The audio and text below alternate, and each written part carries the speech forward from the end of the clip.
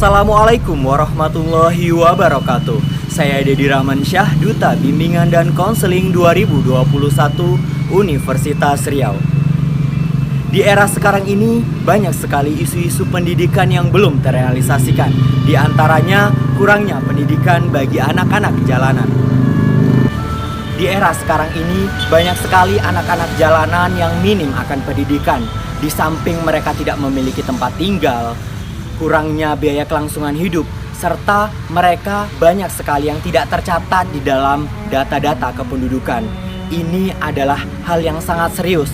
Maka dari itu, kami sebagai promotor pendidikan ikut menyuarakan dalam memberikan solusi bagi anak-anak jalanan sehingga mereka mendapatkan pendidikan yang layak di masa depan. Assalamualaikum warahmatullahi wabarakatuh. Saya Rini Azizah, Duta Bimbingan dan Konseling Putri tahun 2021. Berbicara mengenai isu, tentu ada yang namanya solusi.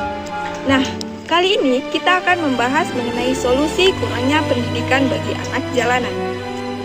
Solusi terbaik yang dapat kita ambil adalah dengan membangun rumah singgah.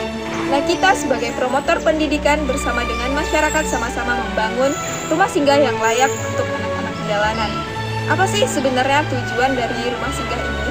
Tujuan dari rumah singgah itu adalah membantu anak-anak jalanan dalam menghadapi masalah-masalahnya dan mencari alternatif yang terbaik untuk pemenuhan kebutuhan kehidupannya, dan membentuk sikap dan perilaku yang sesuai dengan nilai dan norma yang sesuai dengan masyarakat.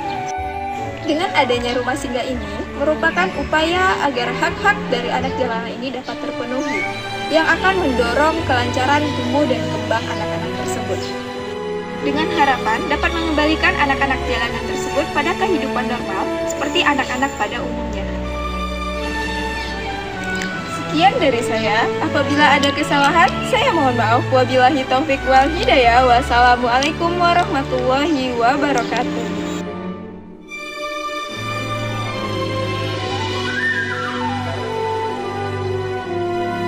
Assalamualaikum warahmatullahi wabarakatuh. Saya Syukur Anda, Duta Putra 2 Program Studi Bimbingan dan Konseling tahun 2021. Berbicara tentang permasalahan pembelajaran jarak jauh di masa pandemi COVID-19, bahwasanya yang kita ketahui semenjak munculnya virus COVID-19 yang melanda hampir seluruh negara di dunia, termasuk di Indonesia, yang menyebabkan kepanikan luar biasa bagi seluruh masyarakat. Berdasarkan surat edaran Kemendikbud nomor 40 tahun 2020 tentang pelaksanaan kebijakan pendidikan dalam masa darurat penyebaran virus COVID-19, yang mana proses pembelajaran dilakukan dari rumah atau secara daring pada satuan pendidikan dengan menggunakan berbagai sumber belajar melalui teknologi komunikasi seperti menggunakan aplikasi Zoom, Classroom, Google Form, dan lain-lain.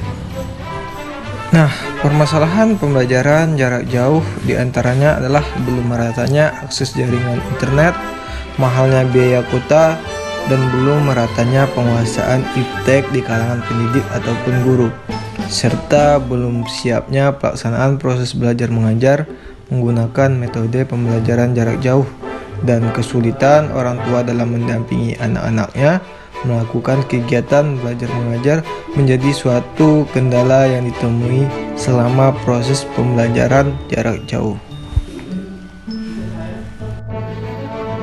Assalamualaikum warahmatullahi wabarakatuh. Saya Nafisa, Duta Bimbingan Konseling Putri 2 2021 Universitas Riau. Berbicara mengenai permasalahan pembelajaran jarak jauh, tentu saja ada solusinya. Seperti pemerintah menerbitkan surat edaran nomor 15 tahun 2020 tentang pedoman penyelenggaraan belajar dari rumah masa penyebaran COVID-19.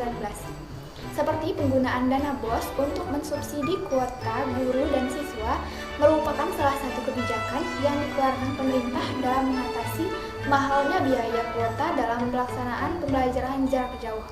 Nah, sedangkan upaya meningkatkan kualitas dan kapasitas guru dalam penggunaan iptek yaitu dengan adanya kebijakan pemerintah dalam pelatihan melalui webinar atau workshop tentang proses belajar mengajar bagi para pendidik dan tenaga pendidikan. dalam meningkatkan kualitas pendidikan.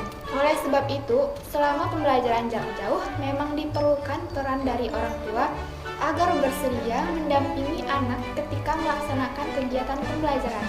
Meluangkan waktu adalah salah satu kunci dalam mendampingi anak selama proses pembelajaran jarak jauh. Serentak bergerak wujudkan Merdeka Belajar. Selamat Hari Pendidikan Nasional. Sudah lebih setahun pandemi masuk ke Indonesia. Berbagai revolusi pun terjadi di berbagai tempat. Mulai dari prosesi pendidikan yang semula offline atau tatap muka berubah menjadi online atau sistem pembelajaran daring. Belum lagi berbagai kawasan umum yang sudah ditutup. Berbagai perubahan yang sifatnya tiba-tiba ini tentu akan memicu dampak negatif pada perkembangan moral dan karakter anak bangsa. Mereka yang semula aktif dalam berbagai kegiatan kini harus dihadapkan dengan berbagai kegiatan yang pasif. Perubahan tersebut memicu terjadinya penyimpangan di kalangan anak bangsa.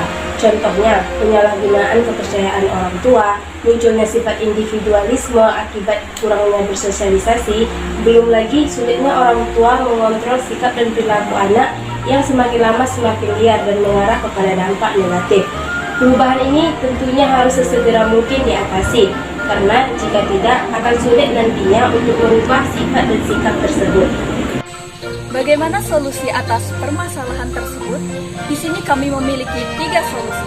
Yang pertama, yaitu pihak sekolah bekerja sama dengan pihak orang tua atau wali dalam melakukan pengawasan terhadap anak mengenai penggunaan gadget. Yang kedua, yaitu bekerja sama dengan pihak pemerintah dalam pembatasan penggunaan sosial media. Yang ketiga, yaitu melakukan webinar-webinar atau penyuluhan terkait dengan pentingnya moral pada masa pandemi ini. Hal ini bisa dilakukan oleh pihak sekolah dengan mengundang narasumber yang handal. 16 Maret 2020 merupakan hari pertama pemberlakuan program belajar dari rumah, di mana siswa dan guru melakukan proses belajar mengajar dari rumah. Program ini merupakan cara pemerintah dalam menghadapi pandemi COVID-19 di dalam bidang pendidikan. Program yang awalnya dilaksanakan setidaknya selama 2 minggu, tetapi sampai saat ini kita masih menerapkannya. Namun, program belajar dari rumah ini memiliki cukup banyak tantangan. Salah satunya ialah penurunan motivasi belajar siswa. Cukup banyak ditemukan penurunan motivasi belajar siswa di masa pandemi ini. Berikut adalah bentuk-bentuk perilaku siswa yang memiliki motivasi belajar yang rendah. Siswa mengantuk saat pembelajar, cepat merasa bosan, siswa tidak konsentrasi dalam pembelajaran, siswa pasif dalam proses pembelajaran, dan ada juga siswa yang lebih mementingkan bermain game online daripada belajar online. Lingkungan sosial keluarga merupakan salah satu faktor yang mempengaruhi penurunan motivasi belajar siswa. Jika keluarga siswa kurang kondusif, maka akan menyebabkan siswa tidak dapat fokus dalam belajar. Assalamualaikum warahmatullahi wabarakatuh. Saya Tiara Zarani Aisyah, finalis Duta Bimbingan dan Konseling 2021. Di sini saya akan menjelaskan tentang solusi dari isu yang telah diberikan oleh teman saya tadi, Nidia, yaitu dengan meningkatkan kualitas, yaitu pertama meningkatkan kualitas guru, di mana guru ini adalah peran penting untuk meningkatkan pembelajaran bagi siswanya. Yang kedua, menggunakan beragam metode. Ini manfaatnya agar proses belajar dan mengajar ini dapat lebih menarik. Jadi para peserta didik tidak bosan dalam belajar. Nah, yang ketiga, ada membimbing dan mendukung siswa belajar. Dan keempat, memberikan penghargaan atas usaha yang telah dilakukan oleh siswa. Dan yang terakhir, melakukan evaluasi pembelajaran.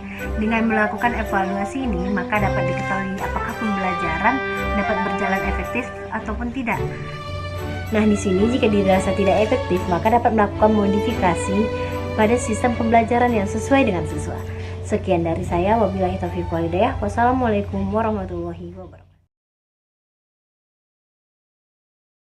Tidak dipungkiri bahwa masih banyak stigma atau pandangan semu tentang perempuan yang berpendidikan tinggi. Menurut Syamsiah 2015 dalam jurnalnya mengatakan bahwa ada beberapa pandangan yang menyebabkan perempuan kurang dalam mendapatkan pengalaman pendidikan. Salah satunya pandangan sosiologis yang mengatakan bahwa perempuan dianggap tidak perlu berpendidikan tinggi, sebab perempuan dalam banyak hal diposisikan berada dalam rumah. Belum lagi pandangan-pandangan yang menyatakan bahwa perempuan lebih baik di rumah saja, menjalankan kewajibannya, membersihkan rumah, mencuci piring, mencuci baju, dan lain sebagainya. Dari semua pandangan semu tersebut, kita semua yakin ada titik terang yang akan membuktikan betapa pentingnya pendidikan bagi kaum perempuan. Pendidikan adalah hal yang krusial dan penting. Mengapa hal itu bisa terjadi? Sebab pendidikan menjadi pondasi pertama manusia hidup di dunia, bahkan setelah kehidupan ini berakhir. Pendidikan terdiri dari ilmu pengetahuan dan wawasan ilmiah yang menjadikan seseorang mempunyai kecerdasan, dapat mengembangkan skill dan kemampuan, membentuk karakter dan kepribadian. Hal tersebut berlaku untuk semua kalangan masyarakat. Wajib bagi aku, kamu, mereka, dan kita semua untuk berpendidikan, tidak terkecuali untuk kaum perempuan.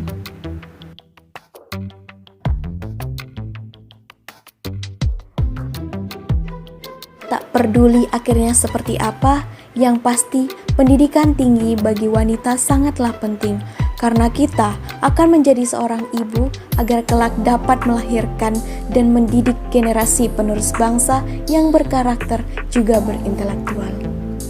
Salah satu tugas pendidikan ialah membuat anak menjadi dewasa dan mandiri. Pendidikan awal oleh keluarga dan terutama perempuan merupakan fundamental awal bagi perkembangan kepribadian anak melalui pendidikan di tengah keluarga.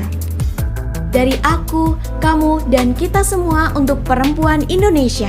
Tidak ada alasan bagi kita untuk tidak berpendidikan tinggi, menorehkan prestasi, dan bebas mengekspresikan diri demi wujudkan generasi emas negeri. Assalamualaikum warahmatullahi wabarakatuh. Hidup mahasiswa, hidup rakyat Indonesia, salam pendidikan, jaya. Halo, saya Nurlina, Duta Intelijensi Bimbingan dan Konseling FKIP Universitas Riau tahun 2021 mengucapkan Selamat Hari Pendidikan Nasional. Serentak bergerak wujudkan Merdeka Belajar.